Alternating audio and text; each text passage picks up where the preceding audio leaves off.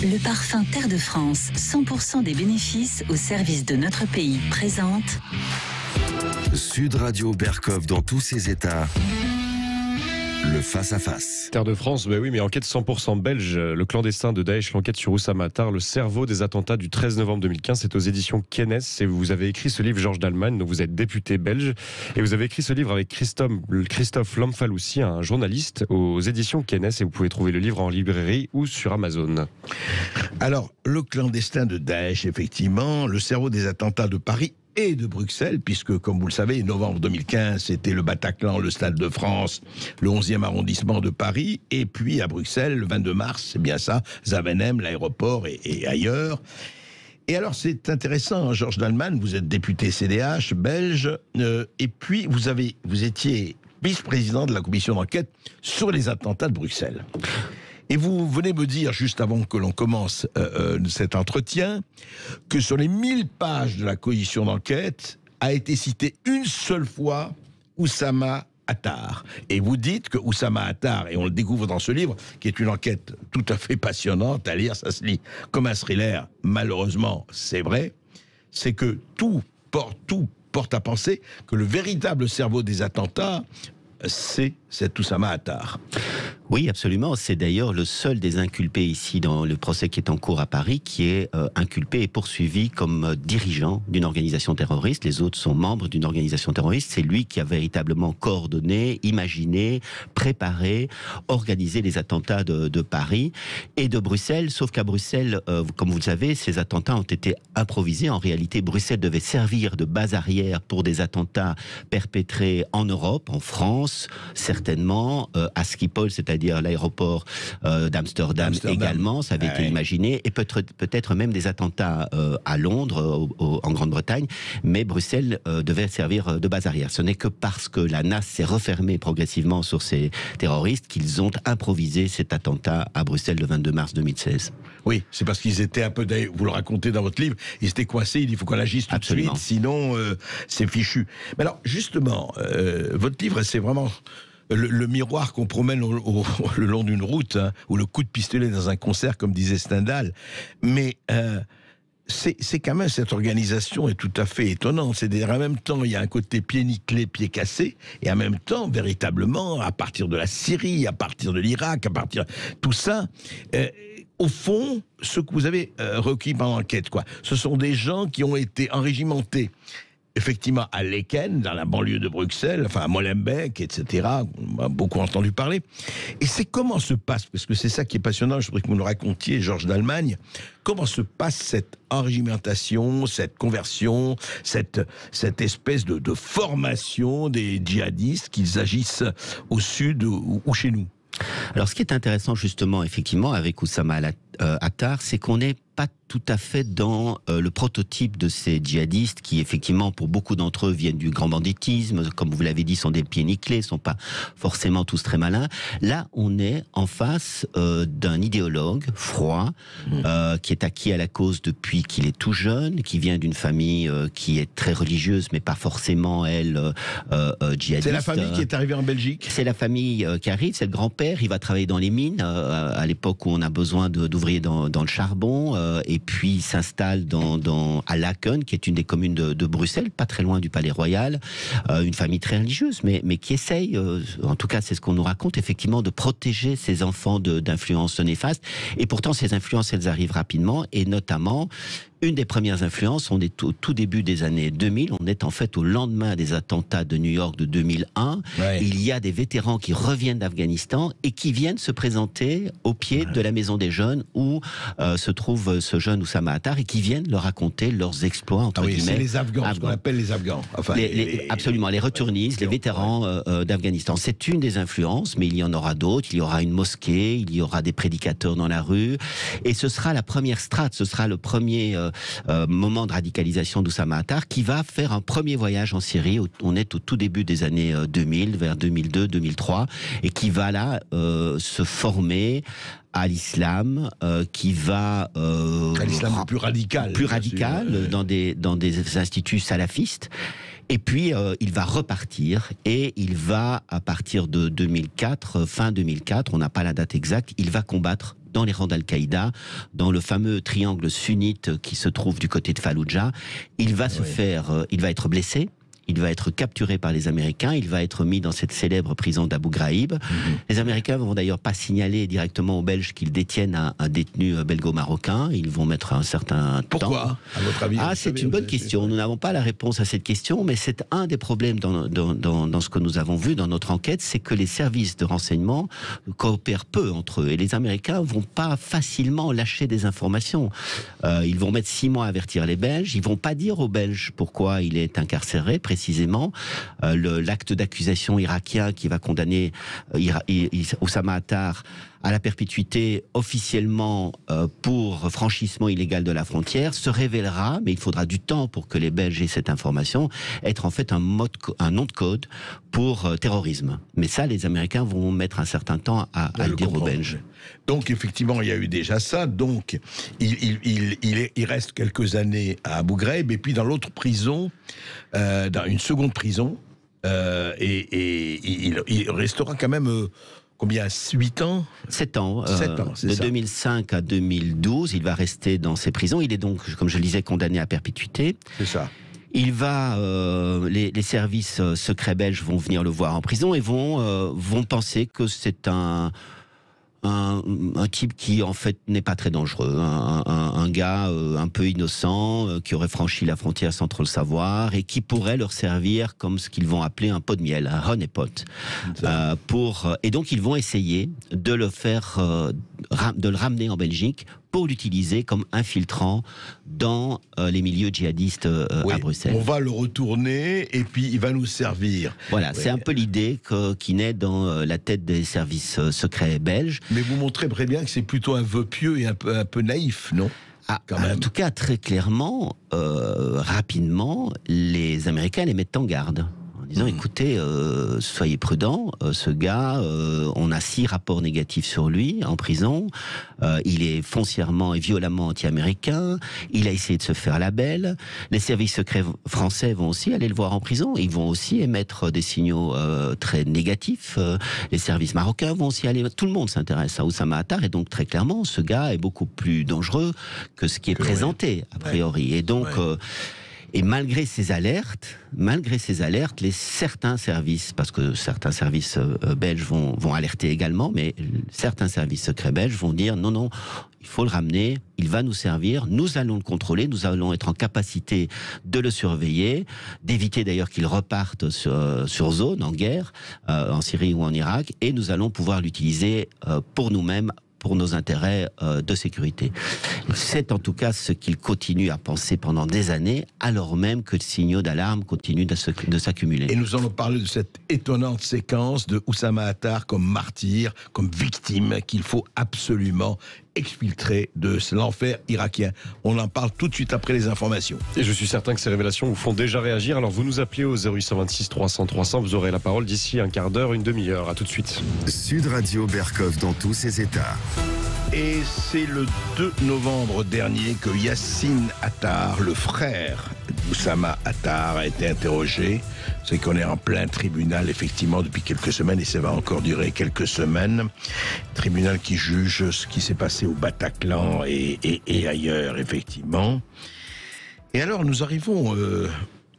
Georges d'Allemagne, encore une fois, dans ce livre qui se lit vraiment comme un thriller... et un thriller qui n'est pas de la fiction, effectivement. Au moment où, donc, je rappelle, on parlait d'Oussama Attar, qui a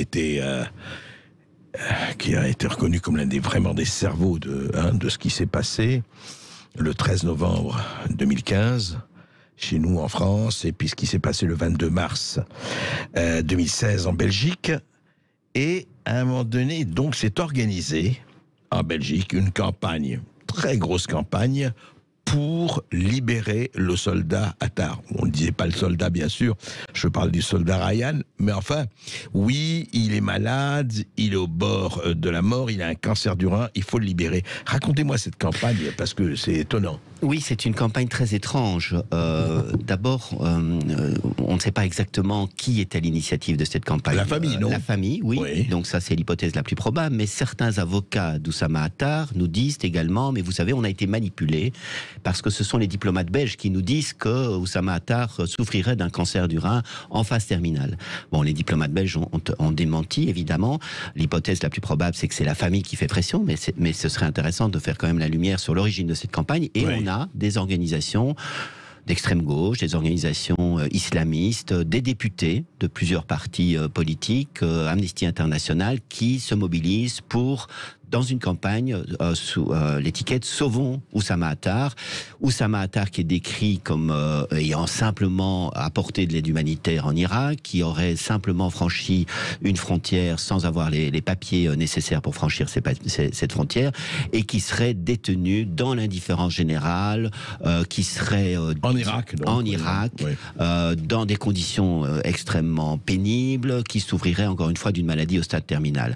Et c'est une campagne tout à fait étonnante, parce qu'en fait, au même moment, on apprend qu'en fait, il va bien, il est détenu dans des conditions qui sont tout à fait acceptables. En tout cas, lui, il est décrit comme tel dans une interview qu'il accorde. Et lui-même ne veut pas. Et lui-même, effectivement, à un moment donné, dit ça suffit, moi je suis bien ici, arrêtez cette campagne de libération. Et donc, cette campagne est étonnante aussi, puisque on le décrit comme étant abandonné par les autorités belges parce qu'il serait d'origine marocaine et qu'il serait discriminé. Donc les autorités belges font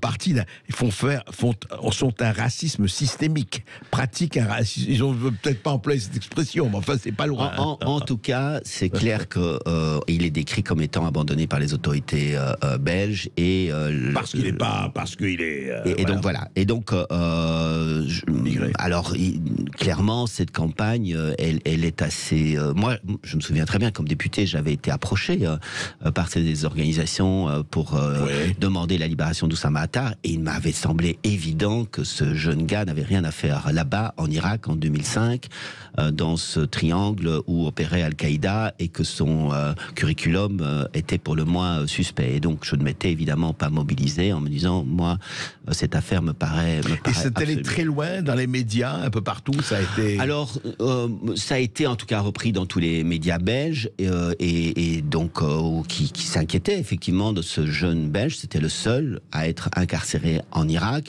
et la diplomatie belge a dit écoutez, nous faisons tout ce que nous pouvons pour le faire libérer, ce qui était exact. Au demeurant, puisque la diplomatie belge était depuis très longtemps, depuis 4 ans, très mobilisée pour faire revenir Oussama Attar, puisque, je le rappelle, nos services de renseignement souhaitaient pouvoir utiliser ce garçon pour pouvoir infiltrer les milieux djihadistes en Belgique. Et donc l'accusation qui était portée à l'encontre des autorités belges était profondément injuste, puisque au contraire, ils faisaient tout pour le faire revenir, alors qu'il était dangereux et réputé dangereux et reconnu comme dangereux depuis au moins 2 ou 3 ans par les différents services secrets. Et alors, il revient quand ? Donc après, ils ont réussi quand même à le libérer. Alors qu'il était condamné à perpétuité. Il est d'abord condamné à perpétuité. La diplomatie belge intervient en disant, écoutez, on a là un ressortissant qui vient d'être condamné à perpétuité, on se trouve là en 2007. Que se passe-t-il ? C'est un procès qui ne répond pas aux normes internationales. Et ce qui est intéressant, c'est que du coup, le procès, alors est-ce qu'il y a un lien de cause à effet ? Nous n'allons pas jusque-là, mais en tout cas, les Irakiens vont réviser la peine et vont finalement condamner Oussama Attar à 10 ans de prison. Et il est libéré finalement en 2012, c'est-à-dire à peu près après 7 ans d'incarcération. Il revient en Belgique, un peu dans l'indifférence générale. Très peu de remous à ce moment-là, très peu. Il y a juste une brève dans un journal. Et il repasse en dessous des radars complètement, il se fait de nouveau discret, et c'est à ce moment-là qu'en réalité, il va commencer à construire les prémices de ce qui deviendra le quartier général des attentats de Paris et de Bruxelles. Il va aller en prison voir ses 2 cousins germains qui sont des bandits de grand chemin, qui sont des braqueurs de banques, et il va les radicaliser, les convertir au djihad. Il va passer 1 année en Belgique, il va recruter d'autres terroristes, futurs terroristes qui sont à Bruxelles.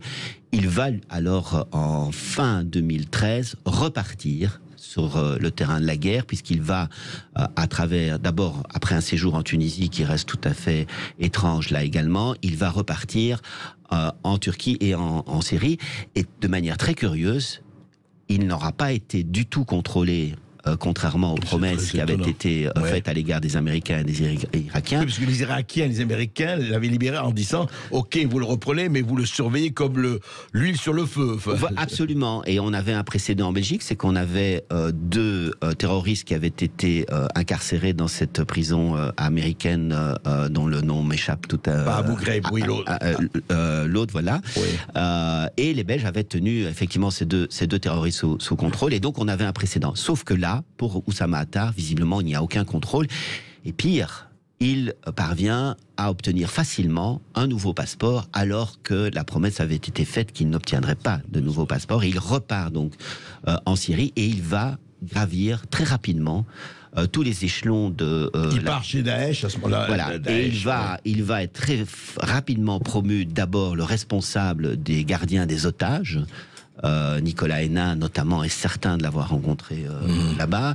Il va ensuite devenir le patron d'unité spéciale auprès d'El-Baghdadi, le patron de l'État islamique, et il va aussi devenir très rapidement le patron des opérations extérieures de l'État islamique, c'est-à-dire il a le rang de patron des opérations extérieures. Il devient en réalité pratiquement le numéro 2 de l'État islamique en Syrie. Auprès d'Adnani, qui est lui le numéro 1 de l'État islamique en Syrie, et il gravit très rapidement tous ces échelons. Pour une série de raisons, on peut y revenir. Il a toutes les qualités requises. Il est resté discret. Il est un idéologue froid. Il a passé un certain nombre d'années en Irak avec les patrons de l'État islamique. Il parle parfaitement donc l'arabe irakien, le berbère, le français. Il connaît très bien à la fois l'Europe, l'Irak et la Syrie. Il a toutes les qualités, entre guillemets, pour devenir le véritable cerveau, le véritable directeur des attentats en Europe, et c'est pour ça qu'il est recruté. Et vous commencez le livre d'ailleurs, Georges d'Allemagne, en disant que dans son dernier discours public, Abou Bakr el-Baghdadi, qui était l'émir de Daesh, qui est le fondateur de Daesh et l'émir de Daesh, cite El-Belgiki, enfin son pseudonyme, je vais le retrouver rapidement. Yassir. Oui, un certain... vous dites ceci exactement. En avril 2019, assis le dos à un mur, un fusil d'assaut AK-74 posé à ses côtés, Abou Bakr el-Baghdadi salue la mémoire des martyrs, dont celle d'un commandant, un Belge, un certain Abou Yassir el-Belgiki.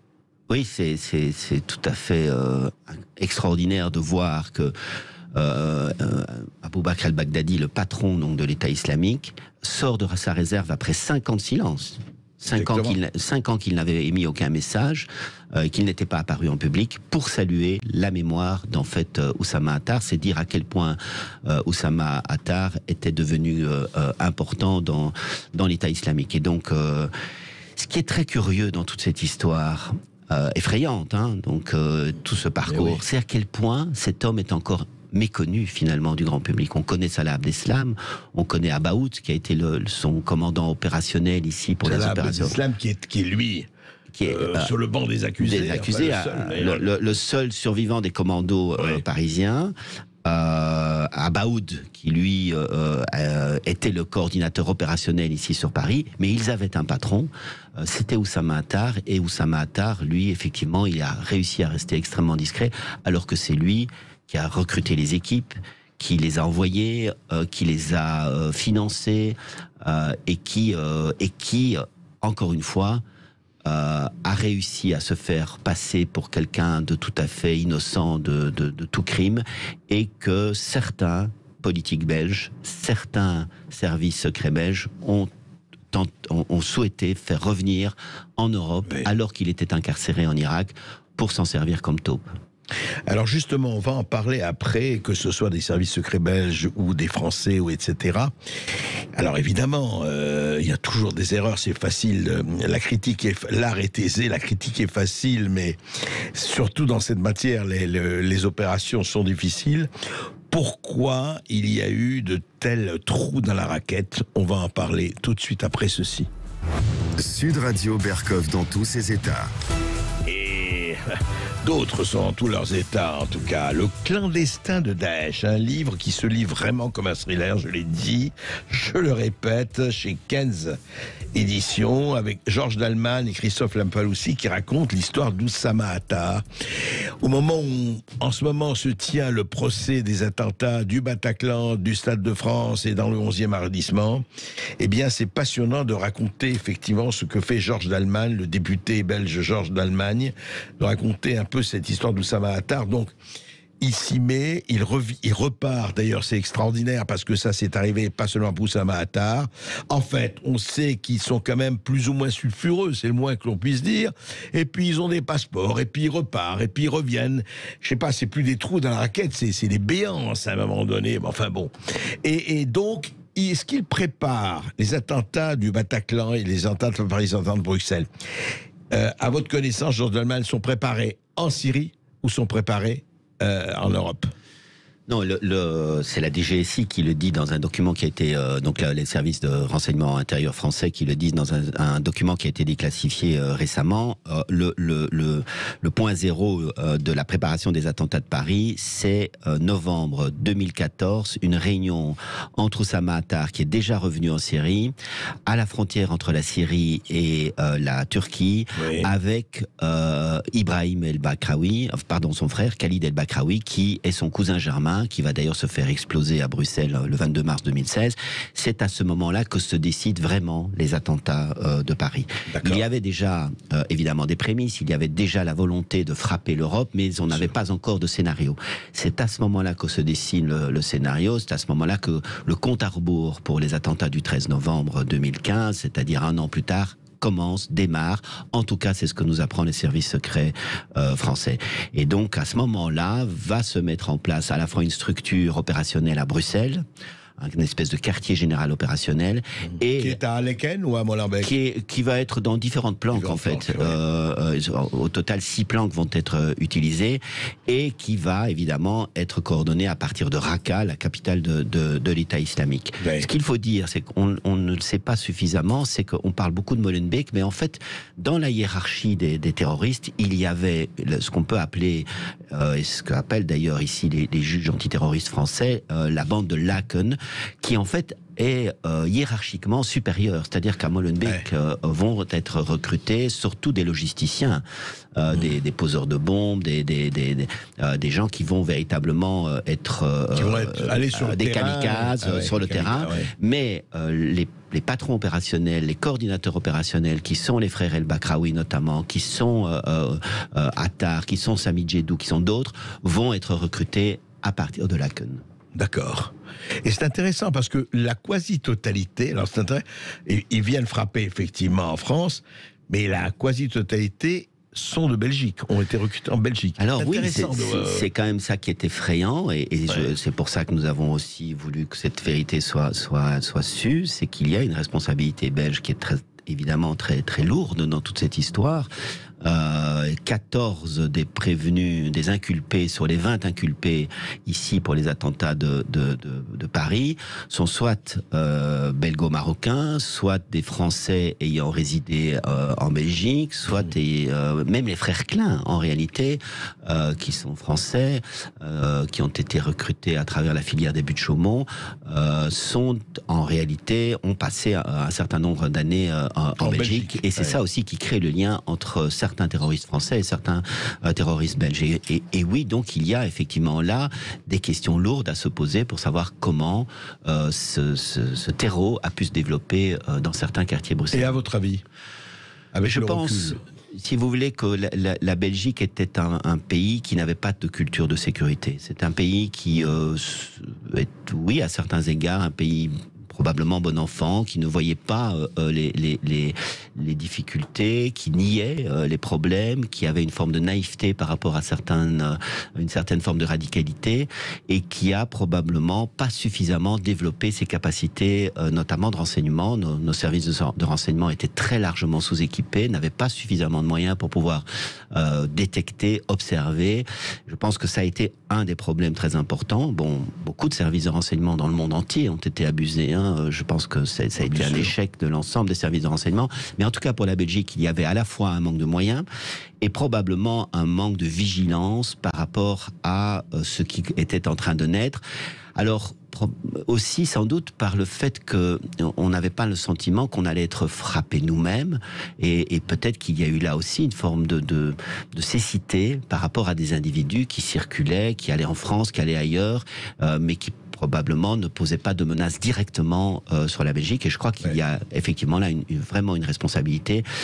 Alors, un élément aussi, et qui a valu pour beaucoup de services de renseignement dans le monde, c'est que certaines informations étaient récoltées, mais elles n'étaient pas suffisamment partagées, elles n'étaient pas suffisamment traitées. C'est ce qu'on a... Entre services anti-frontières. Oui, parce qu'en fait, les services de renseignement avaient été mis en place dans le cadre de la guerre froide. Et dans le cadre de la guerre froide avec l'Union soviétique, un renseignement, ça se gardait précieusement, ça se on le complémentait, on l'amplifiait, mais on le traitait rarement comme étant une urgence. Ici, il s'agissait de menaces qui étaient beaucoup plus directes et beaucoup plus urgentes, et malheureusement les officiers de police ou de sécurité qui étaient parfois alertés n'avaient pas suffisamment le sentiment d'urgence et n'avaient pas suffisamment le sentiment qu'il fallait partager cette information. Et donc ça a été une grande évolution dans l'esprit qu'il fallait avoir dans nos services de renseignement, c'est-à-dire que on est passé de ce qu'on a appelé dans le jargon des renseignements du need to know au need to share, c'est-à-dire le besoin de savoir au besoin de partager.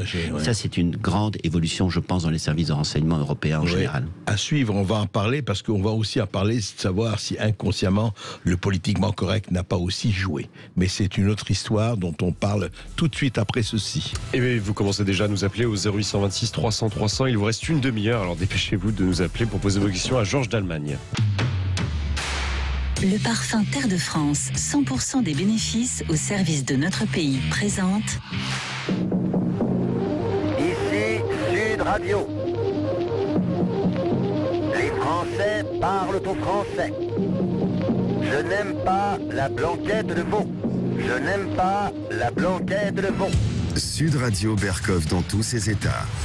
Et les Français parlent au belge aujourd'hui avec Marianne qui nous appelle de Crône. Bonjour Marianne. Bonjour Marianne. Bonjour messieurs. Bonjour.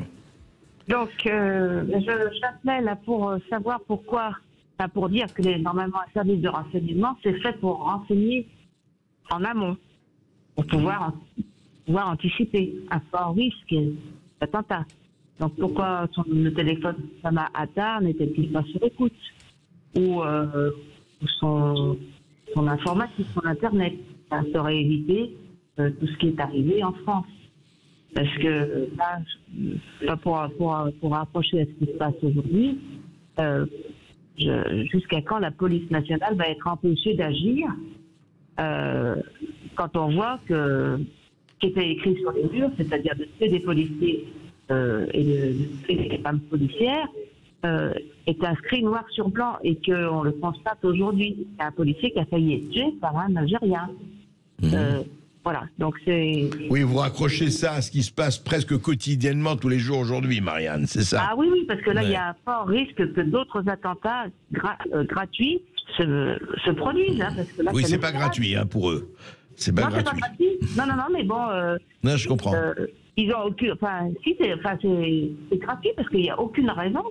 Et donc, ils l'ont prévu et on entend ça tous les jours, des policiers qui se font agresser. Donc, il va falloir qu'une policière femme qui n'aura pas de moyens de se défendre se fasse violer. Parce que là, c'est ce qu'ils ont l'intention de faire, je pense. Georges d'Allemagne, effectivement, est-ce que aujourd'hui, alors évidemment, Marianne relie ça à la violence au quotidien, etc., notamment effectivement contre les policiers. Est-ce qu'à l'époque, justement, déjà, à l'époque Attar, à l'époque tout cela, parce qu'aujourd'hui, et ce n'est pas seulement, enfin, beaucoup le disent, la police, en tout cas en France, je ne sais pas comment c'est en Belgique, est considérée presque par un certain nombre de gens comme je parle de gens violents, enfin délinquants, comme un clan adverse. C'est même pas la police, c'est un clan adverse qu'il faut éliminer, ou en tout cas qu'il faut battre, comme si c'était une guerre de clans. Oui, il peut y avoir effectivement des gens extrémistes qui considèrent que la police est a priori violente, est a priori raciste, xénophobe. Je pense que dans l'immense majorité, la Belgique, les Belges font confiance à leur police, font confiance à leurs services de renseignement jusqu'à un certain point. C'est-à-dire qu'effectivement, on a démontré qu'il y avait dans certains cas, une insuffisance de moyens, une insuffisance de transmission d'informations. Je trouve aussi, parce que je suis un peu sévère évidemment par rapport à ce qui s'est passé dans mon pays, parce que je veux balayer devant ma porte, mais chacun effectivement, et chaque pays doit balayer devant sa porte. Globalement, ces attentats, ça a été un échec pour l'ensemble des services de renseignement, un échec pour la coopération aussi des différents pays européens, parce que nous avons tous été frappés, et malheureusement, ça reste la question du renseignement, une question régalienne, c'est-à-dire que les États n'aiment pas partager des informations, n'aiment pas partager des renseignements. On a beaucoup progressé depuis ces attentats, à tel point qu'on dit aujourd'hui que des attentats de cette envergure, aussi sophistiqués, aussi préparés, sont aujourd'hui difficilement concevables. Ce qui n'empêche pas que Est-ce que vous partagez cela? Parce qu'effectivement, je l'ai entendu. Est-ce qu'un Bataclan aujourd'hui ou un Zaventem n'est plus concevable? Est-ce qu'on peut l'affirmer, cela? En tout cas, clairement, oui. Dans des pays comme le mien, et j'imagine aussi en France, on s'est mieux équipé, on a beaucoup plus de moyens d'écoute, beaucoup plus de moyens d'observation, et ça paraît difficilement concevable. Et d'ailleurs, ça n'a plus eu lieu. C'est-à-dire qu'ils se sont adaptés, ces terroristes, ces djihadistes, à ce nouvel environnement qui leur complique la tâche. Et effectivement, on est plus face à ce qu'on a appelé des loups solitaires, des personnes qui se radicalisent discrètement dans leur coin, qui font leur attentat dans leur coin, voilà, etc. Et qui frappent de manière isolée. Cela dit, ça peut, comme l'attentat de Nice l'a démontré, faire autant de morts. Oui. 14 juillet à Nice.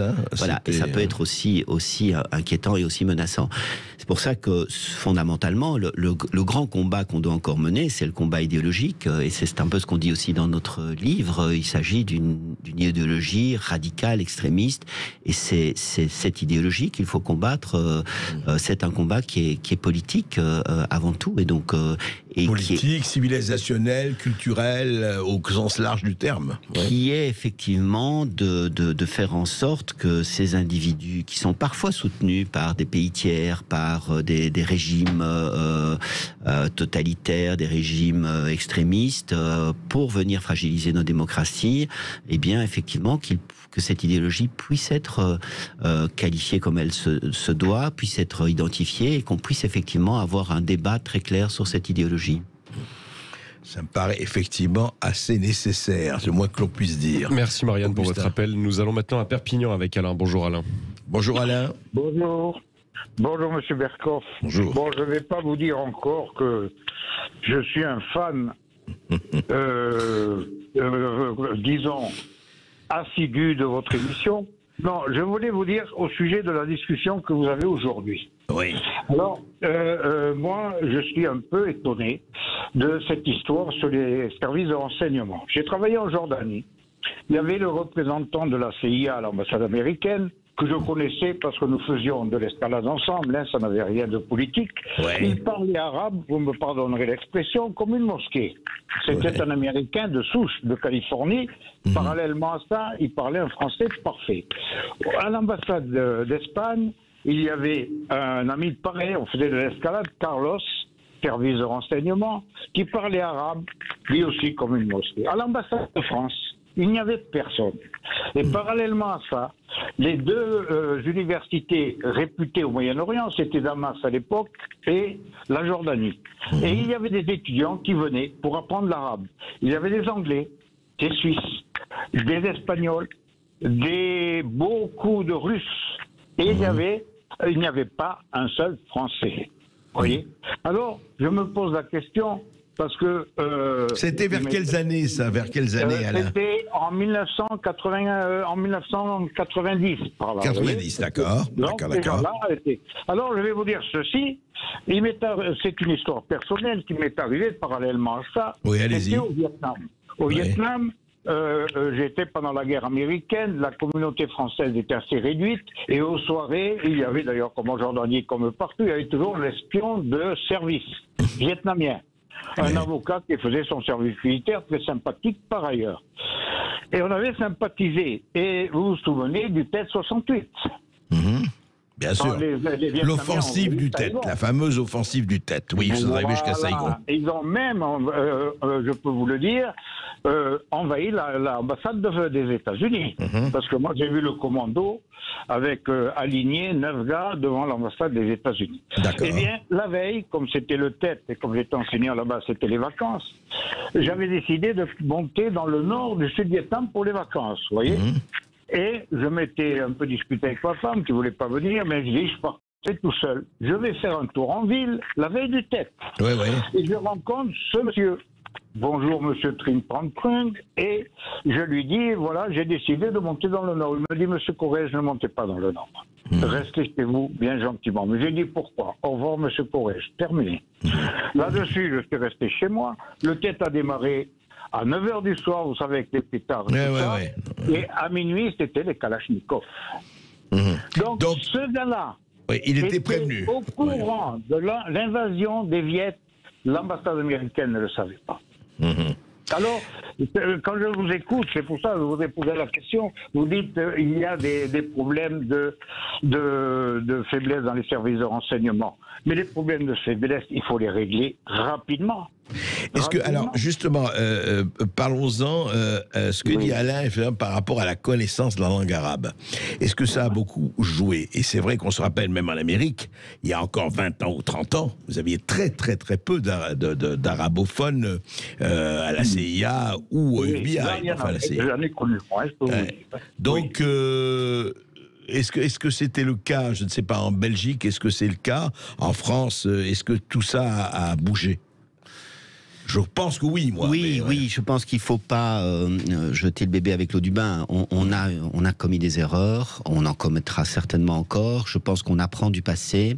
En France, comme en Belgique, comme ailleurs, on équipe mieux nos services de renseignement. Je me souviens d'un des flics, des grands policiers belges qui nous a dit un jour, vous savez, si on a peu d'argent, il faut d'abord le mettre dans le renseignement. Et on a des services de renseignement qui sont de mieux en mieux équipés, qui coopèrent, qui coordonnent, qui ont aussi empêché toute une série d'attentats. On en parle moins, évidemment, puisqu'ils ont été empêchés, mais des dizaines d'attentats en Europe ont été entravés, empêchés, grâce à ces services de renseignement. Notre bouquin, encore une fois, c'est, je pense, à un moment où les victimes, aujourd'hui, à Paris, attendent notamment la vérité, notamment la vérité judiciaire, mais pas seulement la vérité judiciaire, mais aussi la vérité politique. La vérité des faits. La vérité des faits, la vérité des dysfonctionnements, la vérité des insuffisances, c'est qu'effectivement on éclaire certaines de ces insuffisances pour faire en sorte qu'effectivement on travaille encore mieux et plus pour faire en sorte que demain, on n'ait plus affaire à ce type de... Et je voudrais là lire ce que vous avez mis en exergue de votre livre, Georges d'Allemagne, sur le clandestin de Daesh. Donc, c'est très joli. C'est Patrick Wouters, ancien commissaire de police à Laken, justement. Laken, l'un des foyers, effectivement, du djihadisme de l'époque. Et voici ce qu'il vous a dit. Et c'est très intéressant parce que je pense que on est au cœur du problème, là, aussi. Il peut y avoir dans le même lieu des histoires différentes qui ne se mélangent pas. On passe à côté, dit ce policier. Comme jeune idéaliste, je survolais, mes pieds ne touchant pas complètement la terre. Tout en étant flic et pas dupe, j'avais une vue un peu irénique des choses, un peu naïve. On pense qu'on est indestructible et que tous les problèmes peuvent se régler avec un peu de volonté, mais on oublie les conditions objectives. La réalité est une chose curieuse, on croit qu'on a des yeux, mais on a plus des projections mentales que des yeux. Ça, c'est très vrai. On croit qu'on a des yeux, et ce n'est pas vrai seulement pour le djihadisme, mais pour le terrorisme. Et on a des projections mentales. On a parlé avec Didier Raoult par rapport au Covid-19 et aux médicaments. Donc, effectivement, c'est un vrai problème. Augustin. Sud Radio Berkov dans tous ses états. Et nous allons du côté d'Alès au 0826 300 300 avec Joël. Bonjour Joël. Bonjour Joël. Bonjour à tous. Merci de m'avoir permis de prendre la parole 5 minutes. Je ferai plus vite. Voilà, je développe mon propos qui est le suivant. Nous n'arrivons pas à cerner vraiment le problème du terrorisme. Je me permets de le dire, vu que j'ai vécu dans un pays en Amérique latine qui était un pro au terrorisme une partie de mon adolescence. Et j'ai vu de où ça venait. C'est pas tellement les financements extérieurs qui favorisent idéologiquement, oui, mais pas financièrement seulement. Sinon, c'est le terreau où il se développe le terrorisme. Pour développer le terrorisme, vous avez besoin d'un minimum de populations qui adhèrent à ces idées et qui soutiennent la base, les nécessités basiques du terroriste. C'est-à-dire, sans avoir une population qui croit à ces valeurs-là, vous ne pouvez pas développer du terrorisme. Le loup solitaire, c'est un peu un mythe. C'est les premiers. Vous voulez dire le loup solitaire doit être en même temps un poisson dans l'eau, comme on dit. Tout à fait, exactement. Donc je pense que c'est cet aspect-là qu'on oublie et on n'arrivera pas à l'éradiquer si on ne fait pas un traitement de fond sur le terreau. Voilà. Oui, intéressant. Alors, justement, Georges d'Allemagne, que pensez-vous? Alors, on revient au terreau, en fait, parce que le terreau Molenbeek, le terreau Lecken, le terreau aussi d'un certain nombre de villes en France. Oui, c'est vrai. Je pense qu'il y a un problème de sympathie à l'égard de certaines idéologies, à l'égard de certaines propositions radicales, voire terroristes.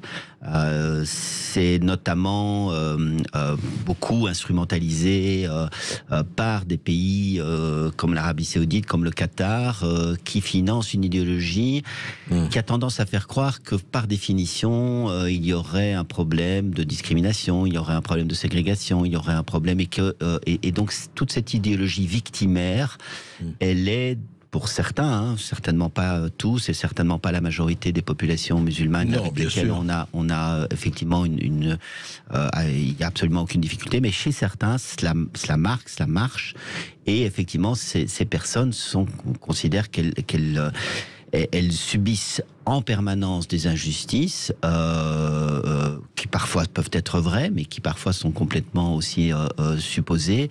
Et elles développent à ce moment-là l'idée qu'il faut se venger, qu'il faut se battre, qu'il faut passer à l'attaque et qu'il faut effectivement mener des actions qui peuvent être dans certains cas violentes. Et donc oui, on doit pouvoir, je pense, avoir un débat serein. Moi, je suis quelqu'un de très serein dans mes opinions. Je suis, toute ma vie, je me suis battu pour des causes qui sont plutôt des causes humanistes et humanitaires, mais qui ne sont pas des débats qui n'évitent pas les sujets qui fâchent, qui n'évitent pas les difficultés, qui n'évitent pas le fait de dire, ben oui, tel comportement ou telle idéologie n'est pas conforme à ce que nous pensons être les libertés fondamentales, la démocratie et le vivre ensemble. Mais est-ce qu'il n'y a pas là aussi quelque chose à faire du point de vue de ceux qui alimentent aussi non seulement les pays qui financent ou qui envoient mais sur le terrain, je dirais pas sur le terreau, c'est-à-dire pourquoi par exemple on ne ferme pas certains centres, certaines maisons, etc., où on cultive effectivement la radicalité. Bien sûr que l'écrasante majorité des musulmans, la majorité des musulmans ne sont pas dans la radicalité, c'est pas du tout le problème. Mais pourquoi on insuffle, on laisse faire ces vecteurs de radicalité dans certaines mosquées ou maisons Mais je crois que la France le fait. D'ailleurs, la France a interdit une organisation qui s'appelle le CCIF récemment, il y a quelques mois, le centre le comité contre l'islamophobie en France, qui en réalité était une association qui propageait la haine, qui propageait la discorde, qui propageait des propos qui étaient extrêmement virulents, violents, qui justifiaient notamment la décapitation de Samuel Paty, enfin des choses tout à fait scandaleuses, et la France l'a fait. La Belgique doit, là aussi, je pense, faire mieux. Il y a une organisation, c'est parce que cette organisation CCIF... Vous avez interdit Sharia for Belgium, je crois. Oui, on a interdit Sharia for Belgium, mais par exemple, tout à fait paradoxalement, le CCIF qui a été interdit en France s'est réétabli en Belgique sous le nom de CCIE, Comité contre l'islamophobie en Europe, mais exactement avec les mêmes responsables et avec le même objet social. Et en Belgique, ça n'a pas posé de problème. Et donc moi, je suis intervenu auprès du ministre de la Justice en lui disant, écoutez, ça c'est quand même extrêmement choquant, parce que c'est une organisation interdite en France, Nous avons quand même aussi une responsabilité, nous, on le sait, l'histoire de ces attentats. Et donc, le ministre de la Justice m'a répondu, écoutez, pour l'instant, ils n'ont pas enfreint de loi. Bon, c'était possible, mais en tout cas, moi, j'ai demandé une grande vigilance. Ce sont les mêmes. Enfin, ce sont les mêmes qui se sont simplement déplacés de l'autre côté de la frontière et qui, d'ailleurs, au passage, m'ont déjà entre-temps attaqué violemment parce que j'osais poser ce débat du radicalisme islamiste, parce que j'osais voilà, dire qu'il y avait quand même là un problème dans le fait qu'une organisation interdite en France s'établisse en Belgique sans que ça puisse poser de problème. C'est intéressant. Alors, juste une question. Qu'est devenu Oussama Attar? On le sait exactement ou pas? Alors, on ne le sait pas précisément. On pense qu'il a été droné, comme on dit, c'est-à-dire abattu par un drone armé d'un missile dans le nord de la Syrie en novembre 2017 avec 2 djihadistes français. Mais on n'en a pas la preuve. Il était rentré quand en Syrie, en fait, après? Donc, il était donc revenu en Syrie en fin 2013 et depuis 4 ans, il était... il n'était pas revenu après en Europe. Alors, c'est intéressant votre question parce que notamment la CIA pense qu'il est revenu après les attentats de Paris et de Bruxelles. On l'a revu, recroisé, nous le disons dans notre livre, et j'ai un témoin de première source qui le croise à Laken. Donc c'est tout à fait étonnant parce qu'il est, semble-t-il, revenu en Belgique, il n'a pas été inquiété, en tout cas il n'a pas été intercepté, et puis il repart en Syrie, et il est sans doute abattu en novembre 2017. Mais le fait qu'on n'ait pas la preuve qu'il ait été tué, fait qu'il est aujourd'hui poursuivi ici dans le cadre du procès de Paris, et j'espère qu'effectivement, à cette occasion, nous en saurons plus sur certains détails de son itinéraire, parce que notre enquête n'est évidemment pas complète. Il y a encore des points d'interrogation, il y a encore des questions qu'on peut se poser. Et ce qui est étonnant dans cette histoire d'Oussama Attar, c'est vrai, c'est que effectivement, il a réussi non seulement à faire profil bas, à passer sous les radars, mais comme vous dites, c'est l'inconnu, enfin, du Nord Express. C'est la personne qui a réussi à... Absolument. Il est d'une discrétion absolue. Il est extrêmement malin et rusé à cet égard, et c'est d'ailleurs probablement pour ça qu'il a été choisi par El-Baghdadi pour faire ce job. C'est qu'en fait, il n'était dans les documents d'aucun service de renseignement. Il était inconnu au bataillon, autant en France qu'en Belgique. Il a fallu du temps après les attentats de Paris et de Bruxelles pour qu'on se dise, mais tiens, qui est ce Abou Hamad, c'était son surnom de guerre, qui est ce gars, on savait qu'Abdelhamid Abaoud s'adressait à un patron, ce patron se faisait appeler parfois Padré, mon oncle, il avait différents surnoms, et on se demandait qui était ce gars, et donc il a fallu du temps, et moi-même, à Bruxelles, j'avais initié, j'avais été un des demandeurs de notre commission d'enquête parlementaire. Et la première personne qui me parle d'Oussama Attar, c'est une journaliste de CNN qui m'appelle, une américaine qui a des informations de la CIA et qui me dit « George, you should ask questions about Oussama Attar ». Donc elle me dit « Vous devriez poser des questions ». Et qui sait? En fait, à ce moment-là, on n'avait encore aucune information. Comme quoi, la discrétion, hélas, elle paye aussi dans ces cas-là. Et cette enquête, je rappelle le nom, Le clandestin de Daesh aux éditions Kennes, que vous pouvez retrouver sur Internet ou en librairie. C'est un livre belge qui a été coécrit par Georges Dallemagne et Christophe Landfaloussi. Alors vous pouvez réécouter cette émission sur YouTube. Et puis tout de suite, Brigitte Lahaye. Sud Radio Berkov dans tous ses états, midi 14h. André Berkov. Avec le parfum Terre de France, 100% des bénéfices au service de notre pays.